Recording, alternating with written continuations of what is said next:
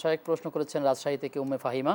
তিনি জানতে চাচ্ছেন যে অনেকেই বাড়িতে গৃহস্থকালীর কাজ করবার সময়, থালা বাসন ধোয়ার সময় বা মাজার সময় মোবাইলে বা ডিভাইসে কোরআন তেলাওয়াত শুনতে থাকেন। এভাবে শুনলে কি তার কোনো সওয়াব হবে কিনা বা কি পরিমাণে কি কোরআনুল হবে? কারিম ডিভাইসে হোক আর যেভাবেই হোক, তেলাওয়াত যখন হয় আর শ্রোতা যদি শোনেন তাহলে আর কোনো সমস্যা নাই। সমস্যাটা একটা জায়গায়, কোত্থেকে আওয়াজ আসলো কোরআনের, ডিভাইসে আসুক বা বিভিন্নভাবে কোরআনের আওয়াজটা আসছে, সেক্ষেত্রে উনি শ্রবণ করবেন। কারণ ওয়াইজা করি আল কোরআন ফাস্তামিউ লাহু ওয়া আনসিতু লাআল্লাকুম তুরহামুন। কোরআন যখন তোমাদের সামনে তেলাওয়াত করবে, কোরআনের আওয়াজ যখন শুনতে পাবে, তখন তোমরা চুপ থাকবে এবং শ্রবণ করবে, আর তাহলে তোমাদের অমনোযোগী বা বেখেয়ালি হলে তো তাহলে বন্ধ করে দিবে। বন্ধ করে নেওয়াই ভালো। বন্ধ করে নেওয়াই ভালো।